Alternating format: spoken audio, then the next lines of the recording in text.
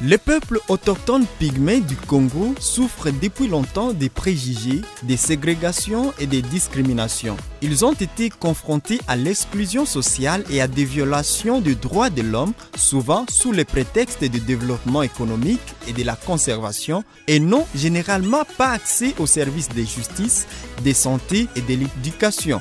Cette alerte est contenue dans un article publié en novembre 2022 par le site rightsandresources.org.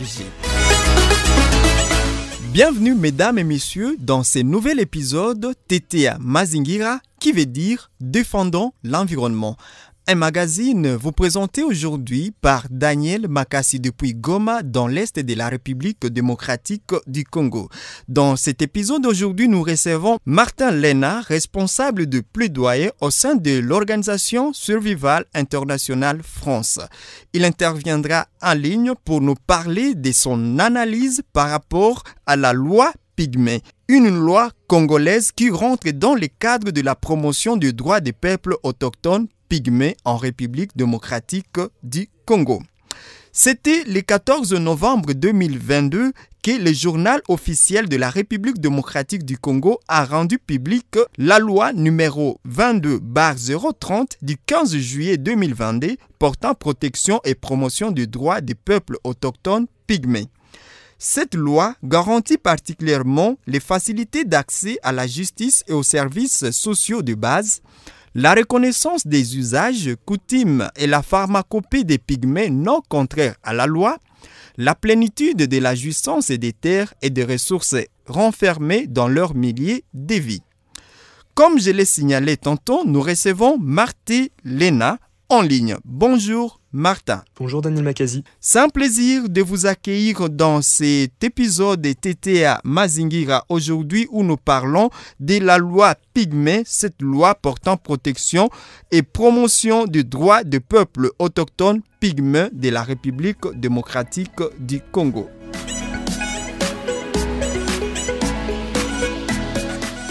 Pour nos auditeurs et auditrices de partout dans le monde qui voudraient en savoir un peu plus sur votre organisation et votre élite, Survival International est une ONG qui a été créée en 1969 et dont l'objet est la défense des droits des peuples autochtones à travers le plaidoyer et des campagnes d'opinion en relayant bien sûr la parole des peuples autochtones dans le monde.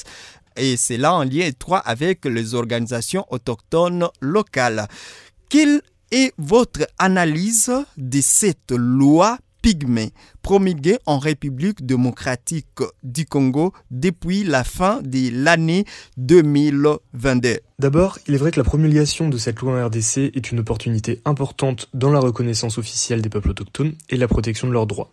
C'est un outil qui manquait cruellement, d'autant plus dans un contexte où les peuples autochtones du pays continuent de subir des violations massives de leurs droits, comme des violences, l'expulsion de leurs terres ou des discriminations. Survival dénonce notamment depuis des années les expulsions des peuples autochtones de leurs terres qui sont commises au nom de la conservation de la nature et les violences qui s'en suivent dans de nombreuses régions d'Afrique et d'Asie. Et c'est un problème que l'on retrouve aussi en RDC. En effet, les projets et politiques de conservation de l'environnement sont basés sur l'exclusion des peuples autochtones selon un modèle de conservation forteresse. On peut notamment prendre l'exemple du parc national de Kahuzi-Biega, d'où les peuples autochtones Batois ont été expulsés et qui sont encore aujourd'hui victimes d'une violence extrême aux mains des gardes du parc. Alors même si cette loi ne prévoit pas de restitution des terres aux peuples autochtones, nous espérons qu'elle mènera à ce que ces violences cessent et à ce que les revendications des peuples autochtones soient écoutées et suivies. Et cela commence d'ailleurs par le respect du droit au consentement libre, informé et préalable. Alors comme on le voit dans d'autres pays aux problèmes similaires, c'est-à-dire des pays dans lesquels les peuples autochtones sont expulsés de leurs terres et font face à des violences au nom soi-disant de cette protection de la nature, ce type de loi pose un cadre juridique nécessaire pour que les droits des peuples autochtones soient respectés, et notamment leur droit à la terre. Mais dans les faits, il reste assez rare qu'elle soit pleinement appliquée. Alors prenons l'exemple de l'Inde, pays dans lequel les peuples autochtones sont expulsés de leurs terres pour créer des réserves de tigres, qui sont ensuite ouvertes au tourisme de masse.